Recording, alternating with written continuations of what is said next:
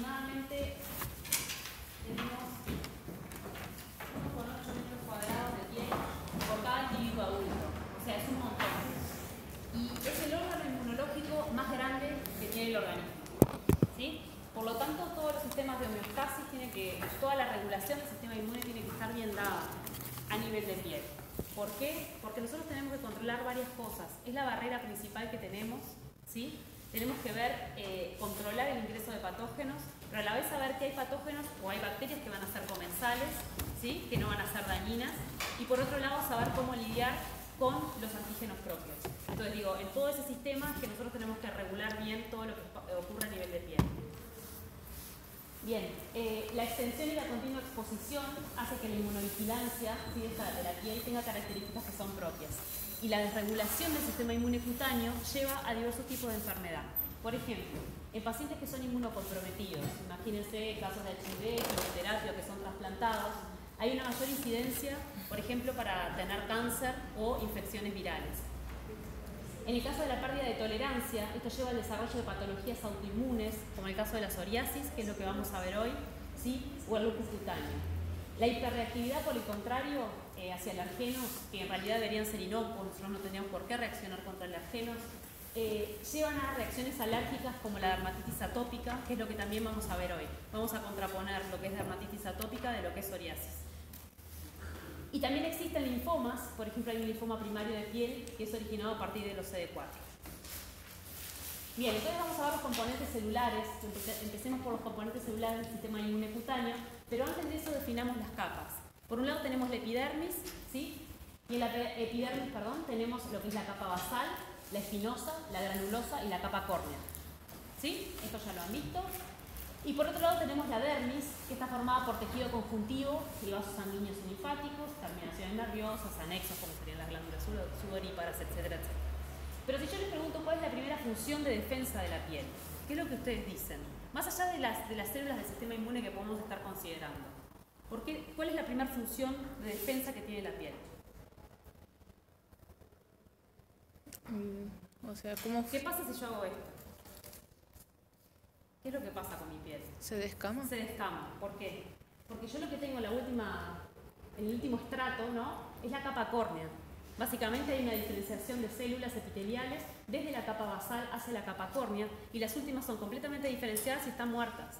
Entonces yo tengo un patógeno, ¿sí?, que lo tengo posado aquí y hago esto, rápidamente lo puedo eliminar. Y no hay necesidad ni de presentación antigénica ni de nada, porque directamente no va a ingresar. Entonces es la barrera principal que tenemos y pertenece, sí, a la respuesta innata, como barrera física. Bien, ahora sí, vayamos a los componentes celulares propiamente dichos. Por un lado tenemos los queratinocitos, tenemos también células de Langerhans, tenemos linfocitos TCD8, melanocitos, todo esto a nivel de la epidermis. A nivel de la dermis vamos a encontrar células dendríticas, que también las de Langerhans, recuerden que son células dendríticas también. Tenemos macrófagos, linfocitos TCD4, los gamma delta, que los vimos la vez pasada, mastocitos, fibroblastos, células endoteliales, linfáticas y vasculares.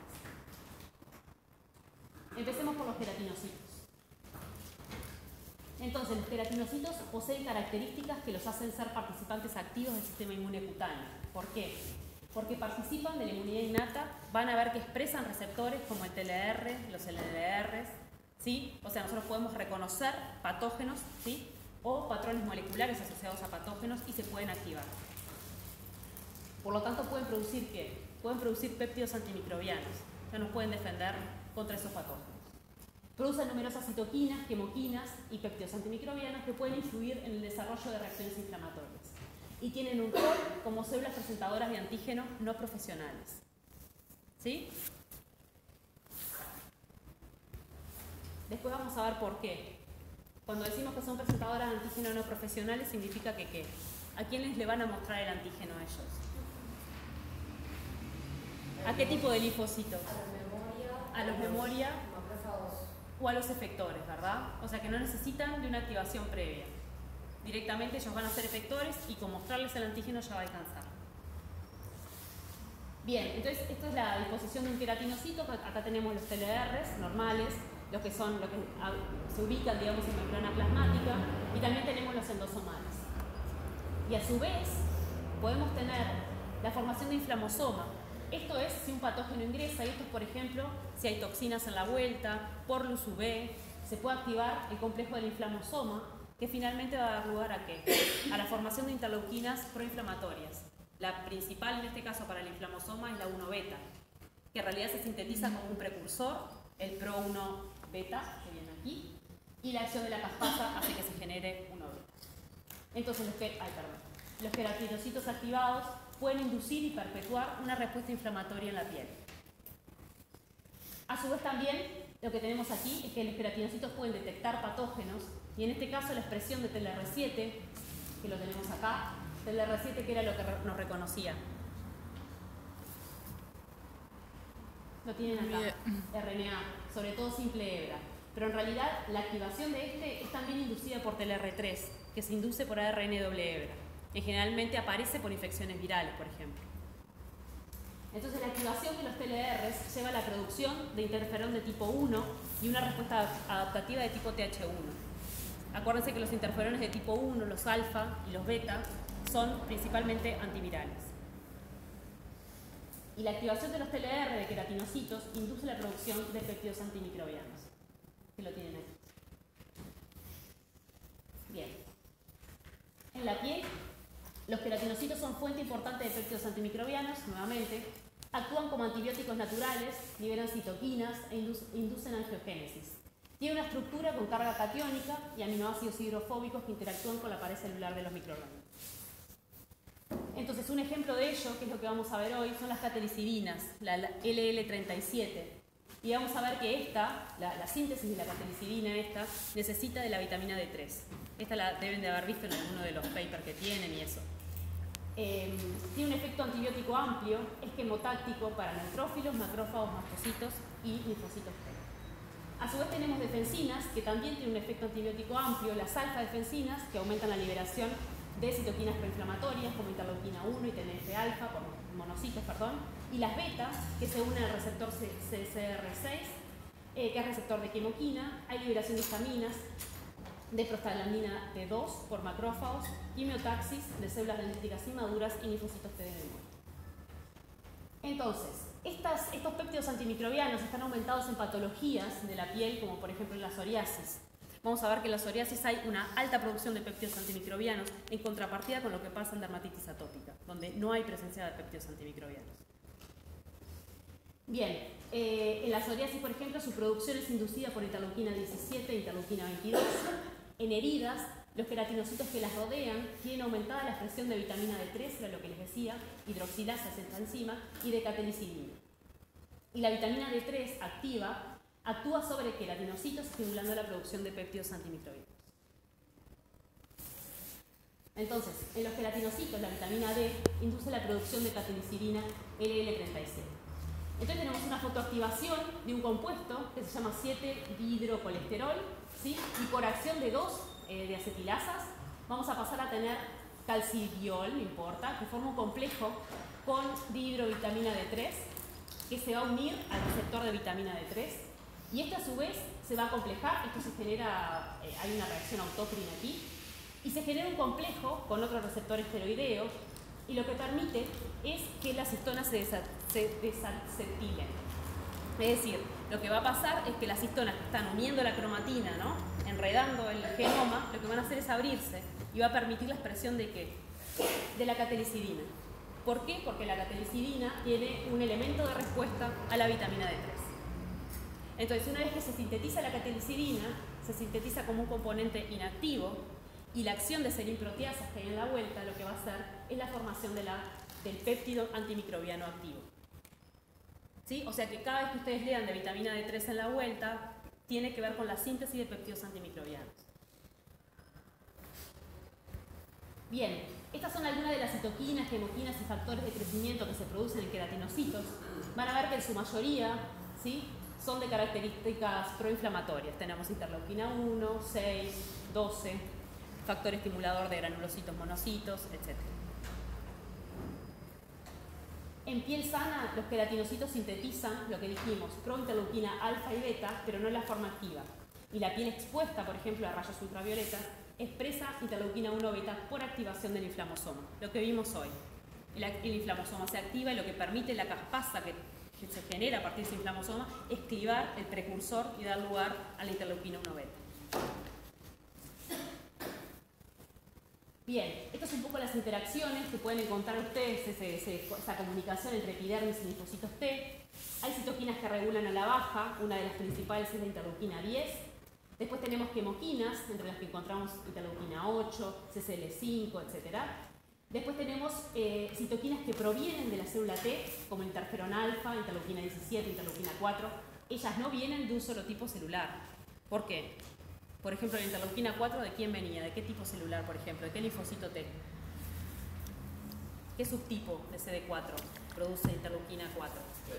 TH2. ¿Y la 17? La TH17. Muy bien. Después tenemos también citoquinas que regulan a la alta, y en este caso son citoquinas proinflamatorias que provienen, en este caso, de queratinocitos. Bien, vamos a pasar ahora a los mastocitos. ¿Dónde habíamos visto mastocitos nosotros? ¿Relacionados con qué? ¿Con qué se relacionan generalmente? Con procesos de alergia, sí. Y los vimos también cuando vimos la caracterización TH1, TH2. ¿Se acuerdan? Eosinofilia, y también había mastocitos en la vuelta. Bien. Pero en realidad los mastocitos también son sensores, son la primera de línea de defensa que ustedes encuentran en la piel. Son bastante abundantes en piel y se pueden activar por distintas cosas. Pueden haber virus, bacterias, directamente el veneno, ¿sí?, de una abeja puede desencadenar la liberación de ¿qué? ¿Qué es lo que tienen esos mastocitos adentro? Gránulos, ¿sí? Esos gránulos contienen histamina, ¿sí?, leucotrienos, mediadores lipídicos, etcétera, etcétera, pero sobre todo los gránulos tienen proteasas. Entonces, si yo tengo una picadura y ahí se me mete una proteína tóxica de una abeja, lo que hace esa proteasa es poder digerirla. Entonces, se contrarresta el efecto inflamatorio que yo genero por la histamina, por todo eso, con un efecto de eliminar la toxina que yo tengo en el organismo. ¿Está claro? A su vez, ¿las personas que son alérgicas, por ejemplo, cuando les pica una abeja? sí, es justamente eso, o sea, se desencadena todo eso, pero a lo que voy es, en el equilibrio, para la mayoría está todo bien, para nosotros se exacerba la respuesta. Es una respuesta exacerbada. ¿Por qué además? Porque acordate que lo que tenemos acá, al igual que lo que pasa en eosinófilos, es la presencia de receptores, ¿sí?, para la porción FC de la inmunoglobulina E. Entonces directamente la unen, se unen con muchísima afinidad, se entrecruzan esos receptores, se activan esos mastocitos y puede granular. ¿Sí? Asimismo, lo que tienen aquí son receptores para TLR. O sea que directamente los patógenos pueden activar este mastocito.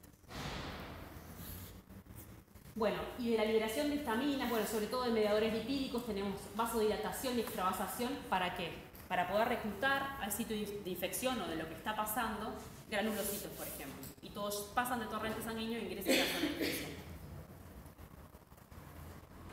Bien, entonces, funciones proinflamatorias, libera mediadores que reclutan otras células del sistema inmuninato, por ejemplo neutrófilos, tiene un papel esencial en infecciones bacterianas, promueve el reclutamiento de linfocitos T por liberación de TNF-alfa, promueve la migración de células dendríticas a los ganglios linfáticos. ¿Para hacer qué? ¿Qué es lo que van a hacer esas células dendríticas? Presentar el veneno, no sé. Hacer presentación antigénica, ¿verdad? Ahí está. ¿A quién? ¿A las células dendríticas del hígado? No. Las células dendríticas van a presentar ese antígeno a alguien, en cambio, a linfocitos, sobre todo naive, sobre todo vírgenes, porque la presentación antigénica se da ahí. ¿Está claro? Bien. A su vez, los mastocitos tienen funciones antiinflamatorias. ¿Por qué? Porque pueden mediar la liberación de interleuquina 10. Acuérdense que la interleuquina 10 regula a la baja la respuesta inmune. Lo vieron con los TRE, ¿no? Bien. Ejemplo de enfermedades cutáneas que involucran actividad de mastocitos. Bueno, tiene un papel clásico en la hipersensibilidad tipo 1, urticaria, etc.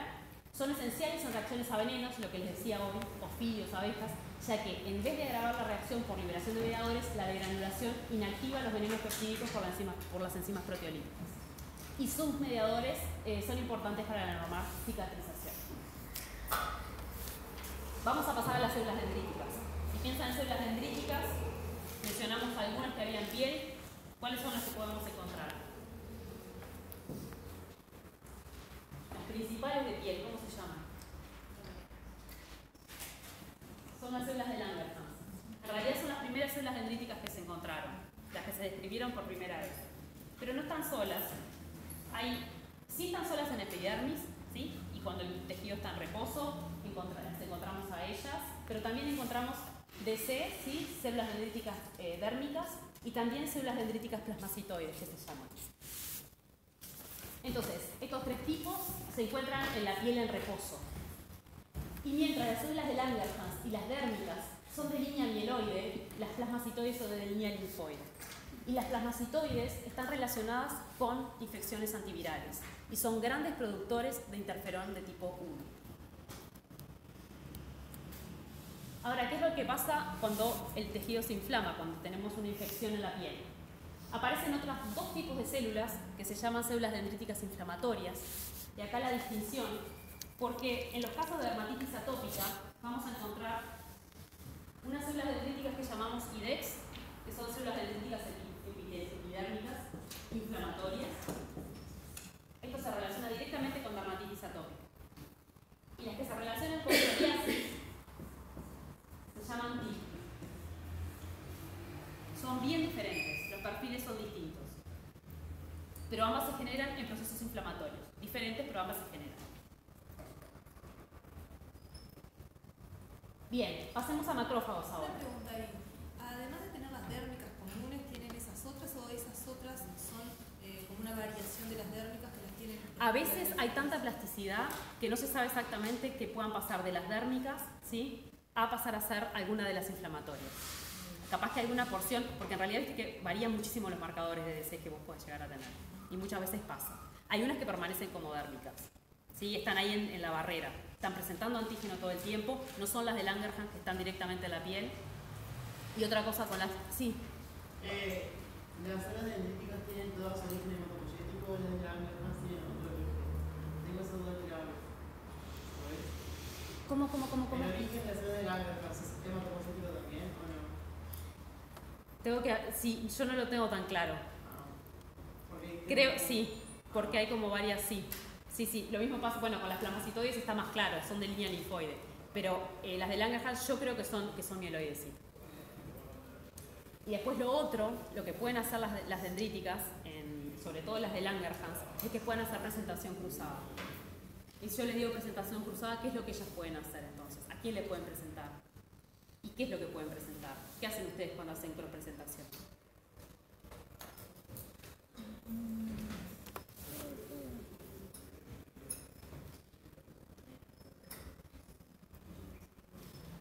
Si yo necesito presentar antígenos que son exógenos,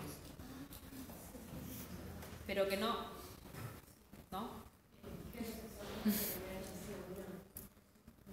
exactamente, ¿sí? Yo quiero presentar antígenos exógenos, pero lo hago por MHC de clase 1, por ejemplo, para la CD8. Son exógenos, yo no estoy infectada, pero lo puedo hacer, yo puedo capturar y lo puedo presentar, lo puedo cross-presentar, ¿sí? O sea, la contraparte también existe. Pero es sobre todo para la CD8. ¿Por qué? Porque van a ver que los linfocitos T predominantes en piel son CD8 y sobre todo de tipo memoria.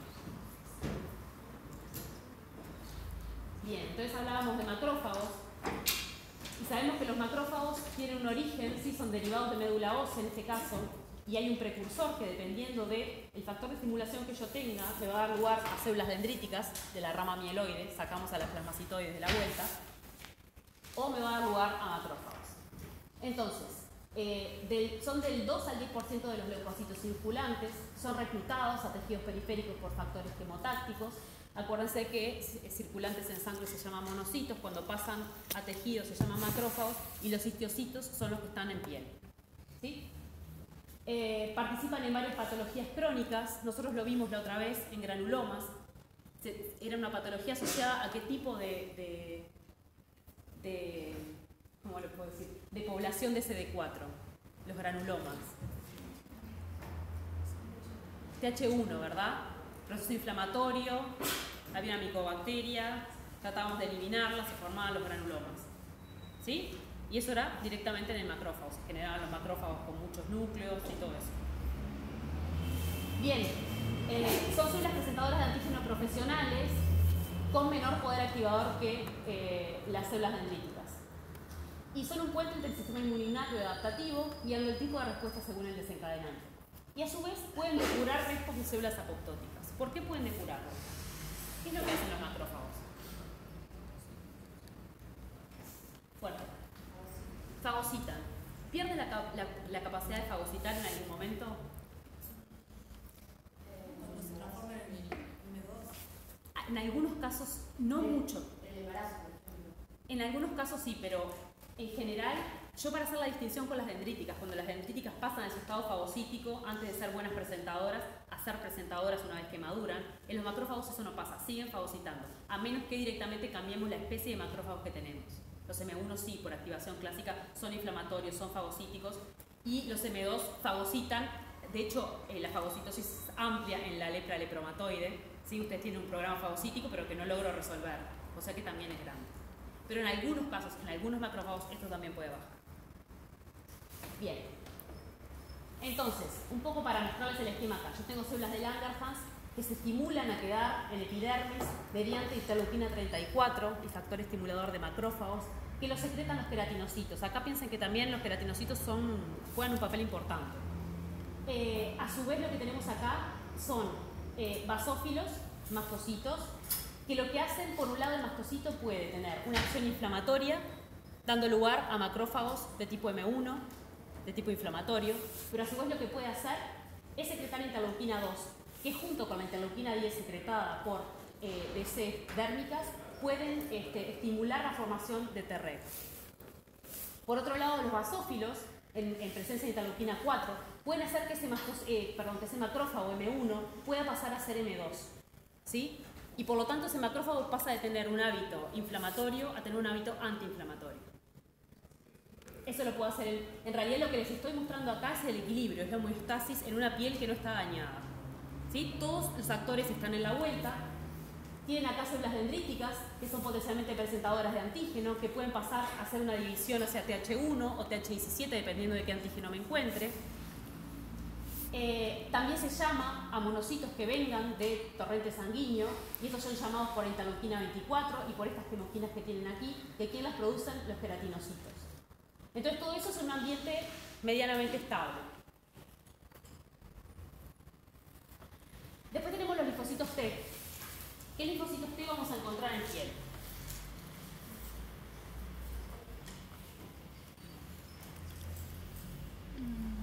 Entonces, encontramos varios, pero los que les dije hoy, sobre todo son de memoria. ¿Sí? La mayoría son CD8. Los CD8 se encuentran en particular en la epidermis, o sea, en la capa más alta, en contacto con células de Langerhans y con queratinocitos. Y en la dermis hay CD4 y CD8, ambos con TCR alfa-beta, en cantidades iguales. Pero en general hay muy pocos naive, hay muy pocos vírgenes, solo el 5% son vírgenes, el resto son efectores o de memoria. Bien, lo más importante es cómo hago yo para retener esos linfocitos en piel. Yo necesito de alguna manera que ellos queden. Las moléculas de adhesión que se generan en estos linfocitos tienen que hacer que ellos se queden allí. Entonces se generan, ¿sí?, estos antígenos cutáneos, el linfocítico CLA, son CLA positivos estos linfocitos, y el ligando para ellos se llama selectina E, ¿sí?, que se expresa a nivel del endotelio vascular. Entonces el proceso inflamatorio cutáneo aumenta la expresión de selectina en el endotelio vascular ¿para qué? Para traer esos linfocitos, sacarlos del torrente sanguíneo y llevarlos para la piel. ¿Sí? Bien, los linfocitos de memoria específicos de piel adquieren sus propiedades de skin homing, se les llama, que quedan residentes en piel, por un proceso que se llama imprinting, en el que en realidad debe haber contacto también con células dendríticas. De alguna manera hay como un reconocimiento para que ellos queden allí. Bueno, y otra cosa que les decía, que en realidad hay muchísimos, hay 2 por 10 a la 10 linfocitos en piel, muchísimos más de los que hay circulantes. Y en realidad no es trivial, porque en realidad es el órgano principal. Ahí es donde ustedes se combaten. ¿Sí? Bien. Esto para mostrarles un poco las poblaciones de CD4 que pueden encontrar, TH1, TH17, TH2. Si pensamos en enfermedad, los TH1 y TH17 están relacionados con procesos de psoriasis, mientras que los TH2 están vinculados, TH2 y vamos a ver que TH22 también, están vinculados con dermatitis atópica. Yo esto lo movería para acá. Los TH17 están básicamente relacionados con psoriasis. Bien. Interleuquina 22. Dijimos la otra vez que había un subtipo. Cuando se encontraron las TH17 pensaron que eran solo ellas, pero después se encontró otro subtipo que se llamaba TH22, que aparecían mediante estimulación con TNF-alfa, interleuquina 6 y la interleuquina 23. ¿Y qué es lo que pasa con la interleuquina 22 producida por estas células? En parte porque también las producen las TH17, ojo. ¿Sobre quién actúan directamente? Es la única interleuquina que no actúa sobre células linfoides. Actúa directamente sobre los queratinocitos. Directo. ¿Sí? Entonces, en queratinocitos induce cambios epidérmicos, acantosis, o sea, engrosamiento de la capa córnea, por ejemplo, la secreción de péptidos antimicrobianos por parte de estos queratinocitos. También secretan quemoquinas que atraen TH17, TH22, etcétera, etcétera. Neutrófilos también. Entonces la interleuquina 22 no participa en la comunicación entre células linfoides, actúa principalmente sobre epitelios y hepatocitos y participa en la defensa antimicrobiana, proteínas de fase aguda y regeneración tisular. Bien, activación de linfocitos T en la piel. El 95% de lo que dijimos hoy son de memoria y expresan el receptor CD45RO+. Solo el 5% son naive, que expresan este receptor de aquí. Del 5 al 10% de los residentes en piel son Treg y expresan el FOXP3. Son CLA positivos. ¿Por qué? Porque necesitan quedar retenidos en piel. ¿Sí? Esa molécula de adhesión la expresan. Pero aproximadamente el 20% de los residentes también expresa CCR7 y selectina L. ¿Por qué? ¿Por qué yo necesitaría eso también? Que expresen las dos moléculas. ¿Qué es lo que permiten estas dos?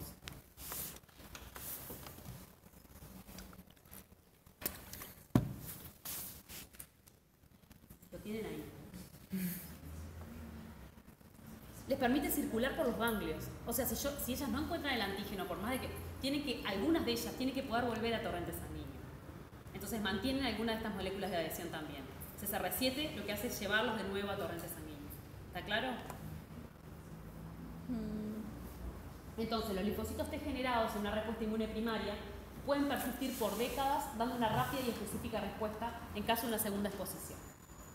Entonces, la primera exposición la tenemos aquí. Ingresa el antígeno, tenemos a la célula dendrítica, la activación mediante los TLRs. ¿Y qué es lo que va a hacer esta célula dendrítica? Va a ir directamente al ganglio linfático para activar ¿a quién?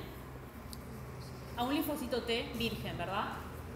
Dando lugar a la expresión de linfocitos T de memoria, efectores que se les llaman, y linfocitos T de memoria centrales. Los de memoria, los que van a hacer, son efectores, ojo, van a volver a la piel directamente para contrarrestar la infección. Pero hay otros que se llaman centrales que pueden quedar en ganglio. Y hay otros incluso que son circulantes, que si bien son efectores, no van directamente a ese lugar de la piel, donde van casi la mayoría, sino que son circulantes y van a otras zonas también para darse una vuelta. Digamos. Bien, ante una segunda exposición, ¿qué es lo que pasa? Yo tengo mi patógeno aquí, pero lo que tengo básicamente en la vuelta, ¿qué tipo de células T voy a tener? Segunda exposición de memoria. Entonces directamente mis células dendríticas me van a mostrar el antígeno y entonces eso va a generar que esos linfocitos T de memoria proliferen, sean efectores y que yo pueda contrarrestar la infección. Eso por un lado. Por otro lado, lo que puede pasar es que se llamen, ¿sí?, a linfocitos T que están en la vuelta circular, que estén circulantes, que muchos tienen, no nos reconocen el antígeno directamente, pero otros sí, para llamarlos a la zona también. Y lo otro que puede pasar es que directamente se vayan al ganglio, en este caso a la dendrítica, presenta de nuevo el antígeno y se generan más linfocitos T efectores de memoria y más linfocitos T centrales. Pero lo más directo es esto, o sea, esto es lo que quiero que les quede. Directamente la memoria actúa donde tiene que actuar. Yo muestro el antígeno, ella está, es de memoria, prolifera y directamente mata al patógeno. Bien. Estos son los protagonistas de la respuesta inmune en la piel, en ausencia de inflamación. Tranquilos, tenemos queratinocitos, células de Langerhans, lo que dijimos en epidermis. En la dermis, lo que hablamos, células T de memoria, tenemos fibroblastos, dendríticas dérmicas. Y lo que tenemos a nivel de capilar, sí, son monocitos que están circulantes, granulocitos, células T naive. Hay baja expresión de selectina, etc. ¿Qué pasa cuando se activa la respuesta inmune innata en la piel? Presencia de antígeno, inflamación, Entonces las citoquinas y quemoquinas son liberadas en realidad por células de Langerhans y por los queratinocitos. Eso lo que permite es reclutar granulocitos, ¿sí?, hacia la zona de infección. Entonces lo que se va a aumentar también es la expresión de moléculas de adhesión de tipo ICAM para poder traer esos granulocitos, sacarlos, extravasarlos y pasarlos directamente al tejido. Esto es respuesta adaptativa, pero a su vez lo que está pasando acá es que las dendríticas están procesando el antígeno, ¿sí?, y van a ir directamente al ganglio. ¿Qué es lo que tenemos aquí? Entonces, lo que va a pasar es, una vez que sea la presentación, va a ocurrir que las efectoras, las T efectoras, ahora sí expresando CLA positivo, ¿sí?, y ahora la cantidad de E-selectina que tienen en la vuelta es altísima, la expresión de selectina es altísima, va a extravasar todo lo que son linfocitos T efectores y van a pasar a quedar en piel para cumplir la función. Siempre mediante la presentación adecuada, ¿no? Esas fueron naive previamente y la activación se dio en ganglio. ¿Está claro? Bien, entonces vamos a hablar un poco de las características de la psoriasis, que es una de las enfermedades que teníamos para hoy. Es una dermatosis, que es la más prevalente en adultos, tiene distintas formas clínicas, hay algunas formas que son más severas que otras. Es autoinmune y órgano específico. Hay susceptibilidad genética, ¿por qué? Porque algunas personas presentan alelos que los hacen más susceptibles a tener psoriasis, si bien la estimulación puede ser la misma. Bien, hay un rol de células dendríticas y linfocitos T en la activación del sistema inmune que va a producir esas lesiones todo el tiempo, se va a generar un loop. Acuérdense que es una enfermedad autoinmune, o sea, el estímulo lo tengo yo todo el tiempo estoy estimulando. Y de alguna manera, si yo no lo puedo cortar, eso sigue. ¿Sí? Y la piel en realidad funcionaría como un tejido linfoide organizado, perpetuando la enfermedad. Entonces acá tienen algunas placas, que es lo que se forma.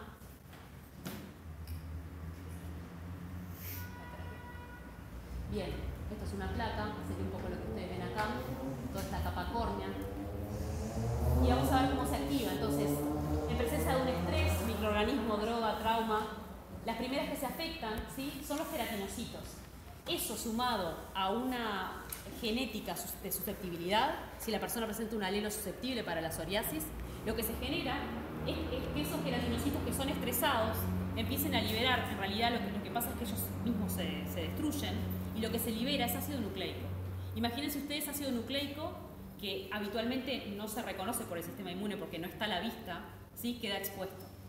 DNA, RNA. Entonces lo que ocurre es que ese ácido nucleico sumado a catelicidinas, lo que hablamos, péptidos antimicrobianos, sobre todo el L37, me genera un complejo que lo que va a hacer es empezar a activar esto y a su vez los queratinocitos que siguen estresados me van a producir citoquinas proinflamatorias. Entonces se estimulan las células dendríticas plasmacitoides, se genera interferón alfa y las dérmicas, ¿sí?, lo que hacen es pasar a ganglio y me van a activar linfocitos T hacia fenotipo TH1 y TH17. O sea, estamos hablando de proinflamación. Y a su vez, todo esto hace que estas dérmicas, y ahí es donde hablamos de la plasticidad, lo que se generan son las que son inflamatorias, que nosotros llamamos TIP.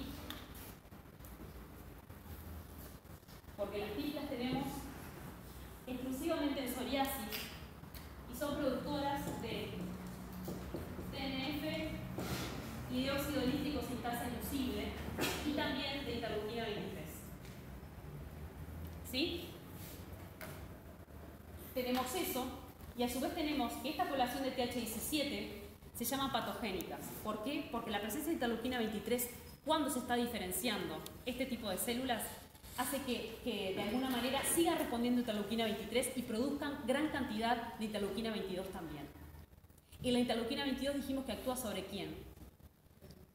Sobre los queratinocitos. Entonces yo ahí cierro el loop, porque yo estimulo a los queratinocitos a replicarse, a empezar a duplicar, a generar mucha capa córnea, lo que se llama acantosis, ¿sí? Y a su vez van a seguir estresados, estoy en el marco de una inflamación y eso no se corta nunca. ¿Está claro? Entonces acá tenemos las TH17 que van a producir interleuquina 17 y a su vez la interleuquina 17 ¿a quién llamaba? Fuerte. A los neutrófilos. Interleuquina 22 Y lo más importante también es que en un marco de una inflamación, lo que se va a generar en gran cantidad, porque acuérdense que es parte del ciclo, son catelicidinas, son defensinas, son péptidos antimicrobianos. Entonces, una persona con psoriasis es raro que tenga una infección o que sufra de infecciones. Por el contrario, una dermatitis atópica, que predominan los fenotipos de tipo TH2 y TH22. Acuérdense que TH2 lo que hace es anular, ¿sí?, TH1 y TH17, que generan péptidos antiinflamatorios. Entonces, en dermatitis atópica yo fomento la aparición de infecciones. Esas son las diferencias entre las dos. Yo puedo tener casi el mismo tipo de lesión o parecido, pero en realidad la respuesta es completamente distinta. Bien. Entonces, esto es más de lo mismo. Aquí tenemos este loop, que era la catelicidina, ¿sí?, con este caso con RNA propio. Se generan las TIP, que son células dendríticas inflamatorias, por cooperación con células dendríticas plasmacitoides en el marco de la infección. Se genera interferón de tipo 1, interferón gamma, y son ellas las que producen TNF, INOS, interleuquina 23, que va a cooperar para la diferenciación de las TH17 en TH17 patogénicas. ¿Por qué se estresan las células? En realidad, vos lo que tenés acá es un estímulo. El estímulo puede ser cualquier cosa. El tema es que vos aparte tenés una susceptibilidad, tenés algún alelo que presenta el individuo que fomenta eso, que el queratinocito sufra, ¿sí? Y en realidad que exponga sus ácidos nucleicos. Porque en el otro dibujo había como un dibujo que decía que era un antígeno. Allá a la izquierda. Sí. O sea, el antígeno puede ser... Vos podés tener un antígeno o podés tener un estímulo. Puede ser un microorganismo. Cualquier cosa que en realidad no generaría nada en ellos. O en alguna persona que no tenga susceptibilidad para hacer. Pero el alelo entonces, ¿para qué es? ¿Para qué parte de los sistemas? Yo creo que es en realidad para la constitución del queratinocito. Pero eso te lo puedo averiguar. No, porque... Bien, bueno, esto es más de lo mismo, lo que hablamos hoy. Acuérdense, hay otra cosa. O sea, si ustedes piensan en la interleuquina 22, no solo la producen las TH17, también la producen las TH22. ¿Se genera el TH22 acá? Sí, pero en menor medida que en dermatitis atópica. ¿Sí? O sea, si ustedes piensan quiénes dominan la respuesta de psoriasis, TH1 y TH17. La respuesta de dermatitis atópica, TH2 y TH22. Bien, vamos a dermatitis atópica. Entonces, es una enfermedad que consiste en un estado reaccional de la piel, caracterizado por erupciones y el aspecto de escamas. Es frecuente en niños, el 60% de los casos se inicia antes del primer año. Intervienen también factores ambientales y también de constitución genética del individuo. Frecuentemente hay antecedentes de condiciones alérgicas, por ejemplo asma, y en la piel se presenta una reacción por hipersensibilidad similar a la alergia, la cual produce una inflamación crónica que ocasiona picazón y descamación. En este caso acá tenemos el antígeno, que también puede ser un pedazo de bacteria, puede ser lo que sea, y en realidad lo que se produce acá es otra respuesta distinta. Los queratinocitos lo que producen es lipopoyetina del estroma del timo, y lo que se fomenta es la aparición de interleuquina tipo 4, de interleuquina tipo 5, interleuquina 13. Entonces ahí lo que se fomenta es la aparición de TH22 durante la presentación antigénica de las citoquinas que están participando para la diferenciación de esos TH, ¿sí?, tienen que ver con los TH2. Entonces si yo tengo TH2, yo voy a favorecer ¿qué? La aparición de ¿qué aparte? ¿De qué tipo de anticuerpos?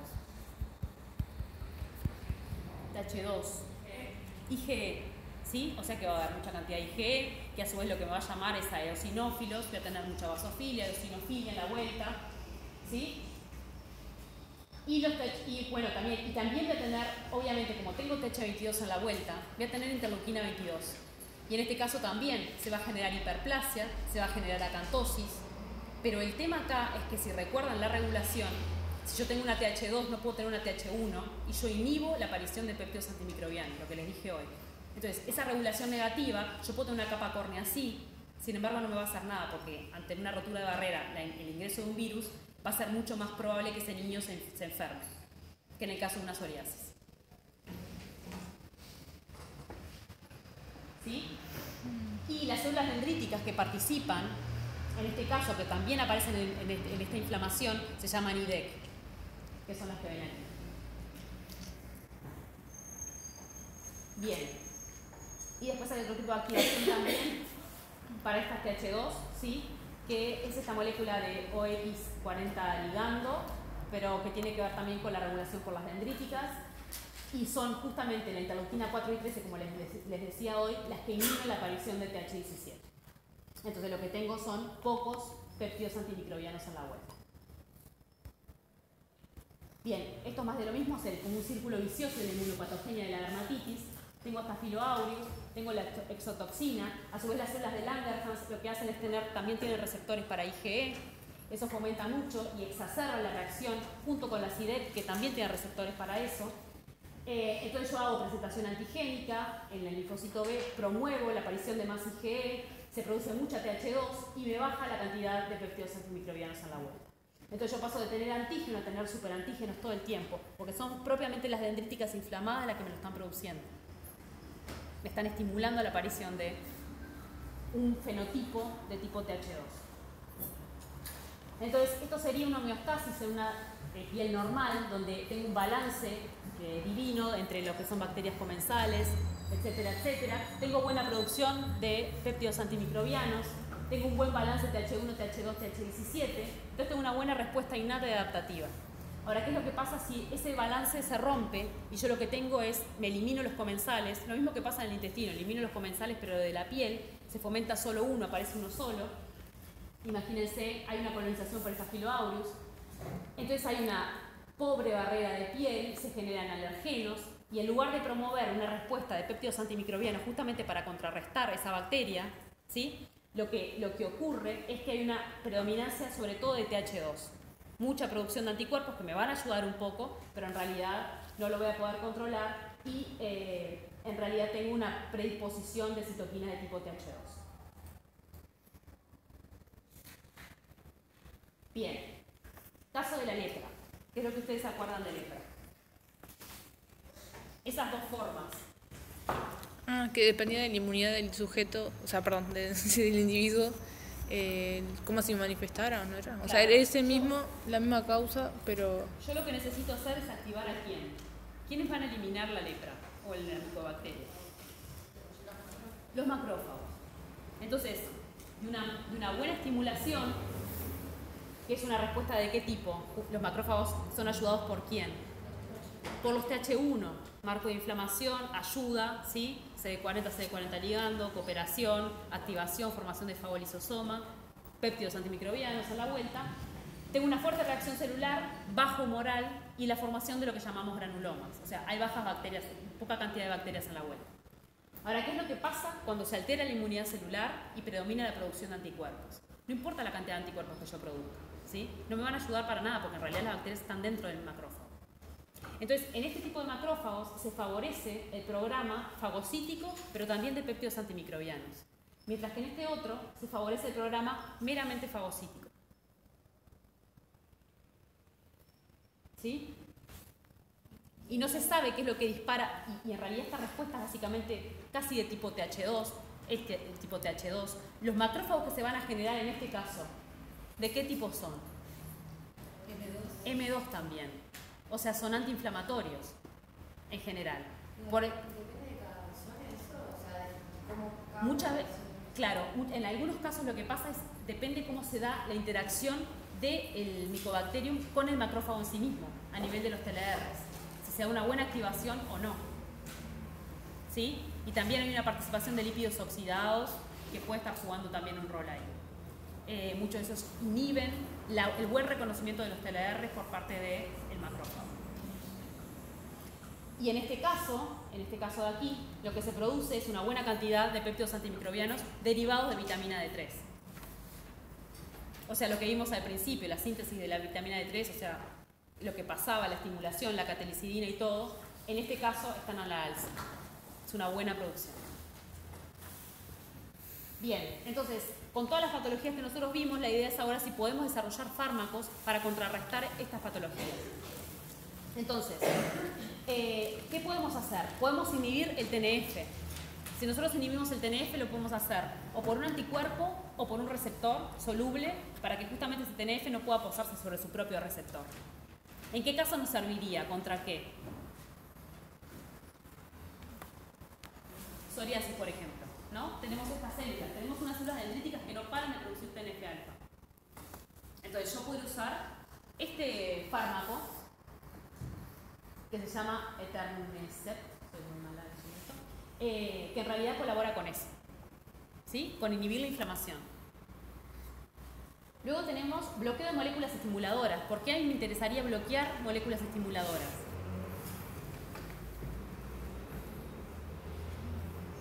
Molécula de coestimulación. ¿Para evitar qué?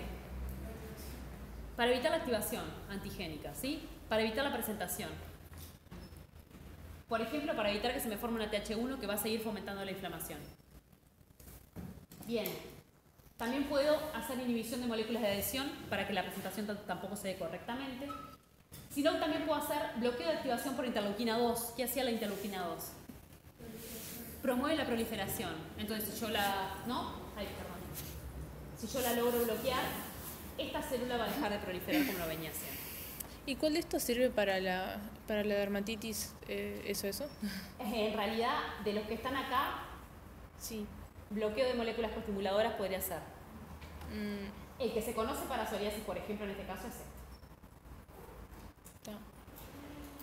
Bien, ¿se acuerdan que la otra vez yo les dije que había una familia, la familia que se llamaban de interleuquina 12, era porque compartían características estructurales similares?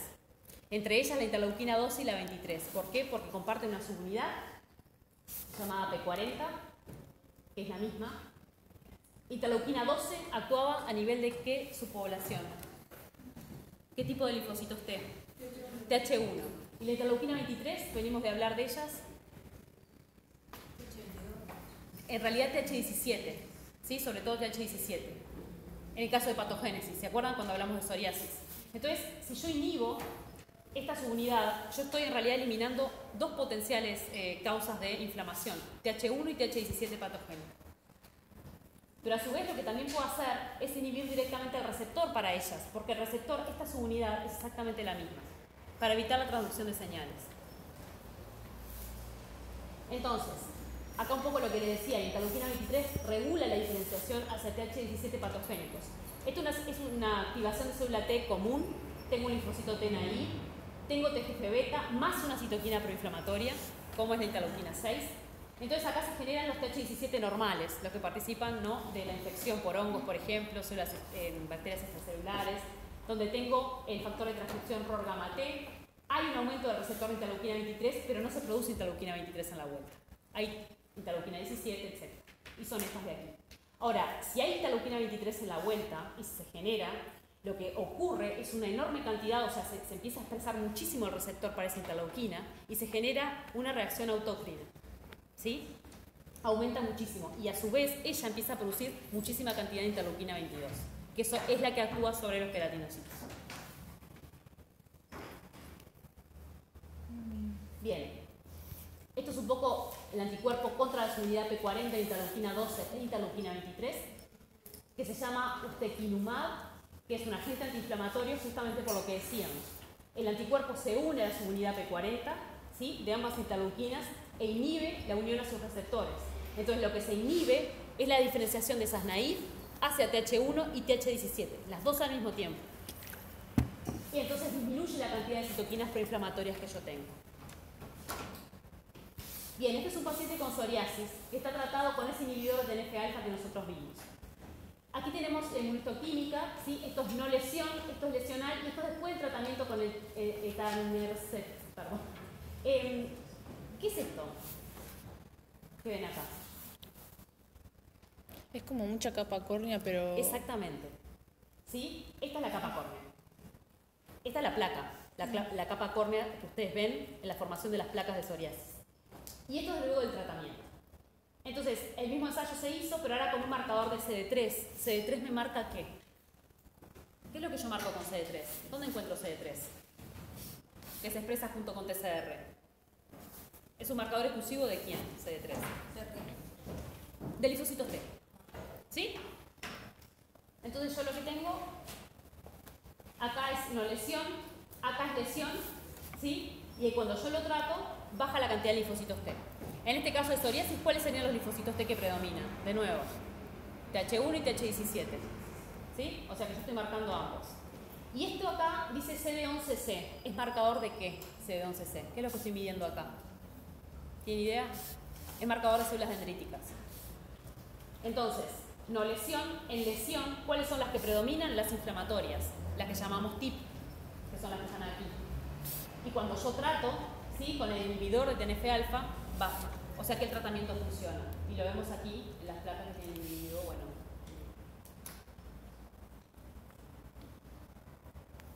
Bien, entonces estas son algunas de las drogas aprobadas o que están en emergencia. Bueno, esto fue de 2013, es un poco viejo. Para el tratamiento de psoriasis, anticuerpos anti-P40, inhibidores de TNF, anticuerpos contra interleuquina 22, anticuerpos contra interleuquina 17 o el receptor de interleuquina 17, etc. Bien, y estos son un poco los avances cuando se fue conociendo la inmunología de la psoriasis, es que se fueron diseñando distintos fármacos. Entonces tenemos los queratinocitos estresados, que dan lugar a que esas células dendríticas se formen plasmacitoides y que a su vez se generen las TIP, ¿no?, que va a dar lugar a una diferenciación en el linfocito T, TH1, TH17 patogénico, que a su vez genera mucha interleuquina 17 y sobre todo interleuquina 22, que altera los queratinocitos y a su vez se cierra el círculo porque ellos a su vez estresados generan citoquinas proinflamatorias. Entonces se pueden usar bloqueadores, de nuevo, de TNF, bloqueadores, ¿sí?, de ambas interleuquinas. ¿Por qué? Porque yo bloqueo el P40, etcétera, etcétera. Bueno, esta es otra molécula que se llama imiquimod, que en realidad es una agonista del TLR7. TLR7 reconoce ¿qué? RNA, ¿sí? Reconoce ARN. Entonces, si es un agonista, potencia una respuesta. Y el TLR7 aparece sobre todo, esos agonistas me van a ayudar, sobre todo en infecciones virales, ¿sí?, en tratamiento antitumoral también. Por eso tenemos aquí en el caso de condilomas, queratosis o carcinoma vasovascular superficial. Y a su vez el imiquimod coopera mucho con las células dendríticas plasmacitoides, que acuérdense que son las que participan en inmunidad antiviral, ¿sí?, con mucha producción de interferón de tipo 1. Bueno, esa es un poco la activación que conduce a la síntesis, lo que les decía acá, de citoquinas proinflamatorias, pero también de interferón de tipo 1. Y finalmente, bueno, se activan distintos tipos celulares, ¿sí? Todos estos que pueden ver acá se activan por agonistas de TLR7 y TLR8, monocitos de CNKT.